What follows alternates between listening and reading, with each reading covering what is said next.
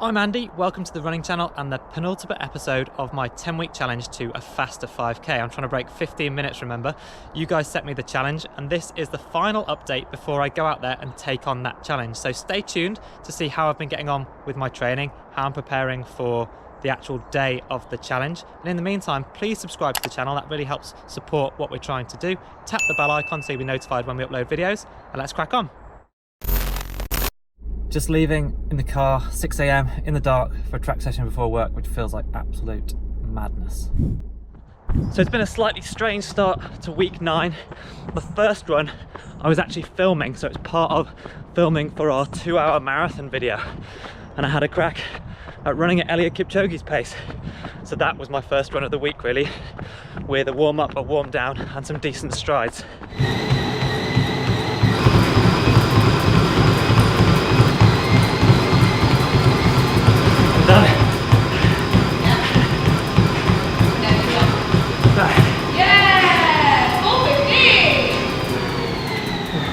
So now it's week 9, run 2, and I'm on the track again.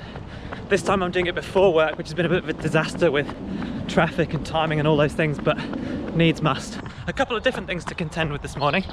This will be my first session for a little while in the morning, and the weather's changed, so it is pretty cold. It's about 8 degrees at the moment, so I need to make sure I'm thoroughly warmed up before I do hit the track, especially because I've got to move quicker today. Session on the track this morning is a good one, and one that I recently described to someone as my favourite track session.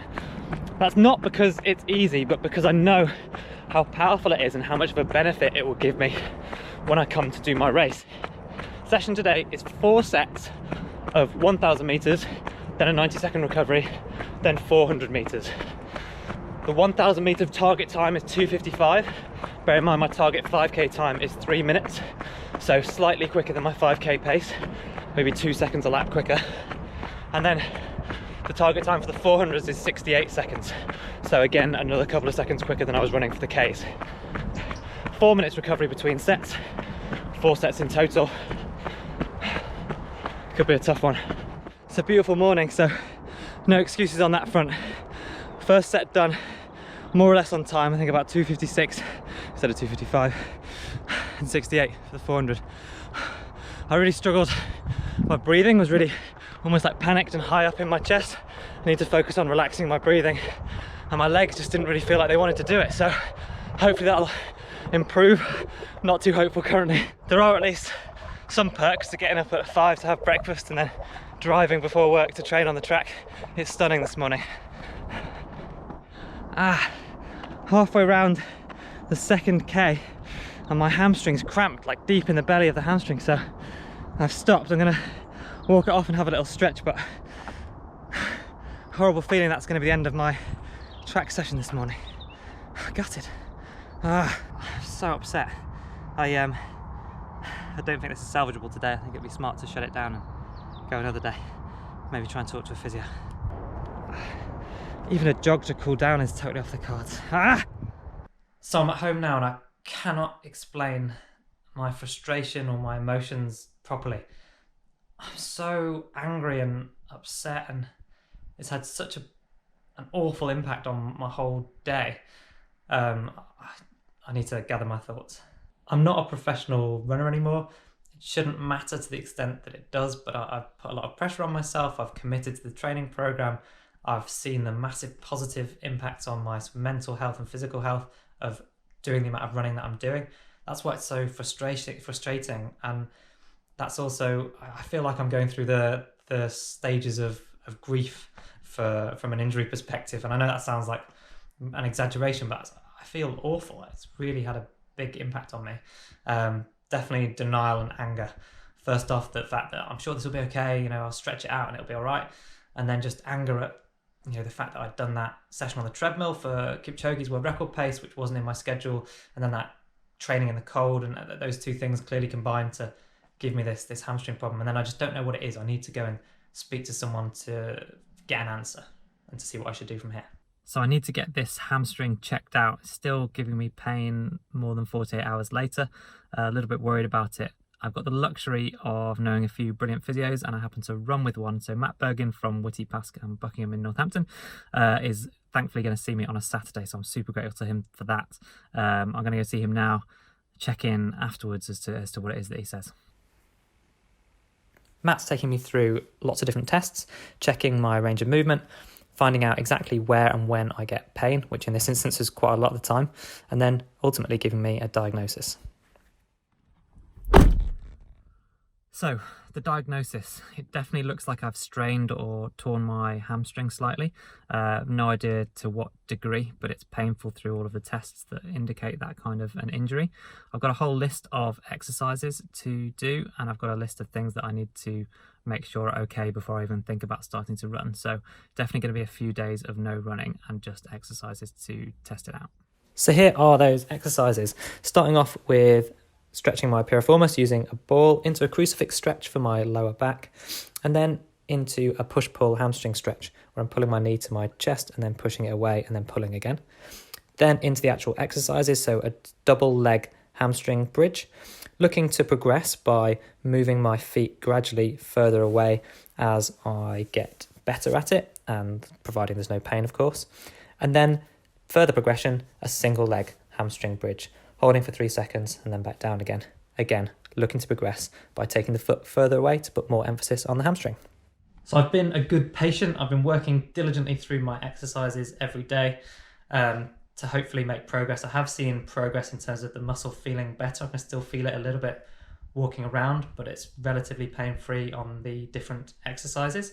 So I'm going to go back to the physio now to get him to take a look at it, see what the next steps are. And also at this stage in the recovery, often what happens with muscle damage is that scar tissue starts to build up, so that the recovering muscle gets kind of stuck together, adhesions and so on. So I'm looking forward to a painful treatment session where he tries to break down that scar tissue, basically. I chatted to Matt about how I'd been feeling, which was ultimately quite a lot better. I could walk around pain-free. And then Matt took me through a series of different exercises and movements to see how my body was working, whether I was moving freely and whether I was pain-free in certain positions. Then it was time for the painful bit, getting stuck into the scar tissue to break it down, ahead of broadly giving me the all clear that if stretching was the same right and left, and if I could pass a few simple tests, then it was ready to start running with a 10-minute easy jog. I also had a new exercise to add to the regime, which was to take my hamstring through more of a range of motion with the resistance of a TheraBand, as you can see here. This is one of the worst bits. I've had the time off, seen the physio, done the exercises, done the tests to make sure they all feel okay, and now I'm going to go for a 5 or 10 minute jog to test it out and see how it feels. And that's taking those first few steps, is that I don't know what to expect, and it's a horrible, nerve-wracking feeling that you just hope everything's going to be okay. It didn't feel painful as in sort of damaging muscle damage, so I think that's okay. This uncertainty is the bit I hate about injury. It's always impossible to know whether you're doing the right thing, and generally I try and play it as safe as I can. I've been injured a lot, so I've got a lot of experience with this. You'd think I'd get better at dealing with it, but it's been a little while. Okay, so this is the second run since I hurt my hamstring on the track. First run since the sort of 5 or 10 minute test to jog the other day, where it was hard for me to tell the difference between the pain and the bruising from physio and the pain and the bruising from the muscle damage. So just being sensible again today, going out with the intention of running 5, 10, 15, 20 minutes maybe, to see how it reacts and be sensible. One thing that's always really frustrating about some downtime with injury is that my body in particular always takes this opportunity to almost shut down and recuperate. So I always get ill, so I can feel my lungs burning a little bit because I've got a little bit of a cold, nothing major. And just amazing how quickly things seem to deteriorate to the point where I feel rubbish. And if there's one bit of advice I'd give my past self and to anyone out there, it's give it an extra day. So on the day that you feel okay again after an injury, that you think, I could run today, give it at least one more day. So the eagle-eyed amongst you might spot that this is Ullswater in the beautiful Lake District. This is my family holiday, and I'm gonna have to level with you now that the plan was to run my attempt at the end of this week, but as I've been telling you, things haven't exactly gone brilliantly with an injury, so we're pushing my attempt back 1 week, so it won't be a true 10-week challenge. I'm sorry, don't hate me. I have been treating this like a very genuine race, an attempt, the challenge, and so when it became obvious, even though I didn't want to admit it, that I just wasn't going to be able to do it on the date that I'd planned, I felt quite a lot of anxiety about how you guys might respond, that people are going to hold me accountable to the fact I'd said 10 weeks and it's just not going to be possible. But I'm hoping that one, you'll let me get away with it, and two, you might be able to apply the same sort of sensible, rational thinking when you've got a key goal that you've been working to for quite a long time, but circumstances conspire against you and it's just not realistic or healthy or the safe decision to go after it on that day. So I'm just walking back up to the house. That was 20 minutes done, so I'm actually pretty pleased with that. Things felt okay, although relative to how I was feeling before I got injured, I felt awful. Heavy breathing, heavy legged, a bit stiff, lots of different things hurting in some way or another. But I got it done, so I'm pleased with that. So I'm out for another easy 30-minute run. The temptation is to do more and to do it sooner, which I'm having to resist, not least because I feel rubbish and I'm only jogging, and pretty soon I'm going to have to run at 15-minute 5k pace, so I'm desperate to try and find out how much fitness I feel like I've lost. It's irrational. I need to be sensible, listen to my body and take extra time to what I think I might need to take. It's during these post-injury periods that I'm always reminded of this feeling that you never get used to, that it feels like you've never run before. You can have 2 days off or a week off and your body forgets how to run, or at least that's how it feels to me. Also, it's cold. The weather change has really knocked me for six, and it may well have played a part in that track session where I actually got injured. It was just colder than I was used to. That, along with tired, overstressed muscles, is a recipe for disaster, so being really careful with the clothes I wear and the amount of warm up and warm down and so on that I do. So stopped off on the Wirral, where I grew up, on the way back home from the Lake District. It's an excuse for me to run on the Wirral Way and be reminded of how lucky I was growing up here with amazing places to run. And it also gives me an excuse to stop at probably my favourite spot with my favourite view, which I never would have done when I was training seriously, and just soak it up, and it immediately lifts my spirits.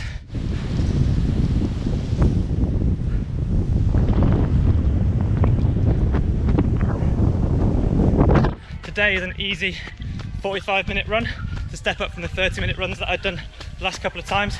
See how I'm feeling. Still feels like I've never run before. I'm out of breath, tired, my legs hurt, uncoordinated. Great.